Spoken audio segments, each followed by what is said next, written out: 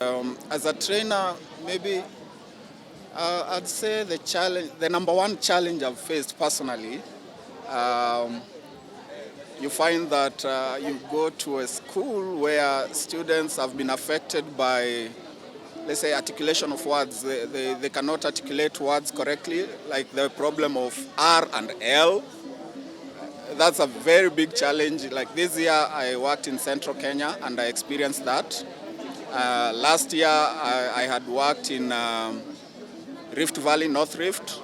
I experienced the challenge with articulation, and yeah, we go about it and we develop these students, train them and teach them, how to pronounce correctly. Sanaa za jukwani, nazo za mikono pia, vile vile uwanjani, pamoja nayo zara, kila kukicha twabuni, mapya yenye manufaa, kurunzi ya ubunifu, uchumi itang'arisha. And the other challenge is getting the instrument themselves. Kwa mfano, the feathers. To get the feathers currently is a challenge because these are ostrich feathers. To get an ostrich currently is not very easy. So also, getting the attires, the instruments has been a challenge because it involves a tree, ukatwe, then an old man to come in to fit in the skin. Now we find that the place I'm coming from, one person is the only person who can fit. So kila moja ako westernized. So our culture is almost going to die very soon. Very soon. These young youth have not been exposed to these traditional things. Utakuta wanajua tu mambo ya western, lakini tukija mwanzo kwa hizi ngoma kwao kutena kwa ngumu because wanapenda tu kitu rahisi tayari. Kwa mfano saa hii ukienda kwa mitandao kuna ngoma zina hit ambazo ziko tu simple, in 1 minute mtu ameshika anapiga. So the challenge we have been having for some time ni to train a learner to use that particular instrument.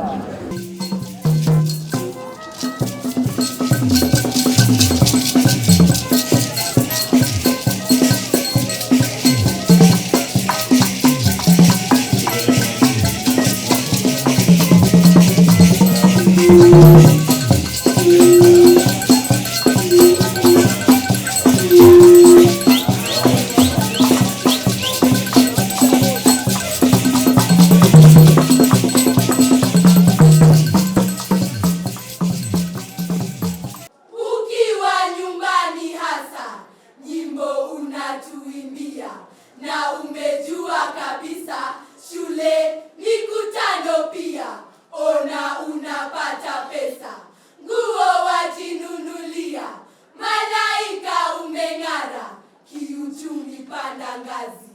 Kulikuwa na ile tatizo ambalo kuna wale walimu ambao wapendi muziki, lakini tunaendelea kushauriana nao kidogo mpaka wanaingia kalaini. My point of view is about logistics. The Kenya Music Festival needs to stimulate their logistics in terms of certificates, in terms of where the students will be living.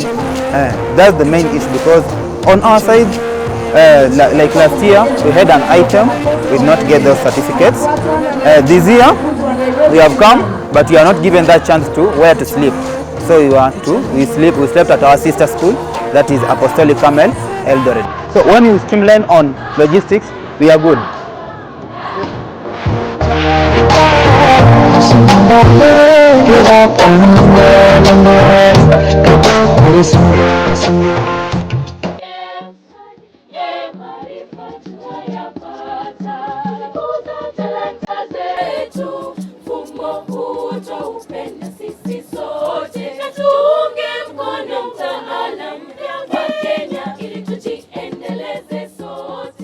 As a school, we have had a number of challenges.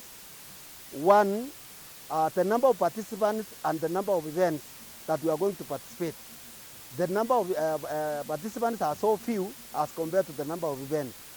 The schedule or the program itself is so tight that when we are being wanted to perform in a certain hall, the same learners again are required another hall, of which it has created an inconvenience.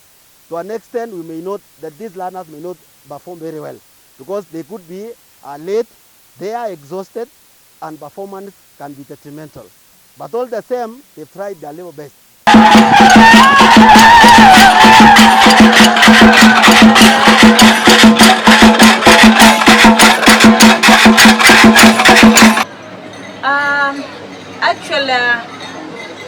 Despite the fact that disability is not inability, again, these kids takes a lot of patience. You have to do it.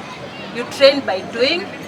So you do it, they do, and actually it's a challenge, because if you don't have the passion and you don't have the patience, then you cannot make it.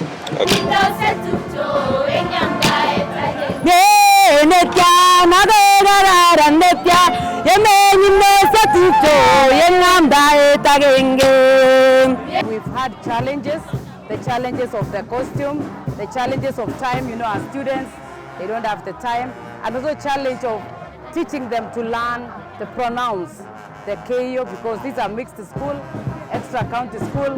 We have a diverse community. That is what we had. Time also, money, and buying the costume. A few challenges, with your permission, sir, and that is we still need more or additional funds to enable us to accommodate and provide meals to our children.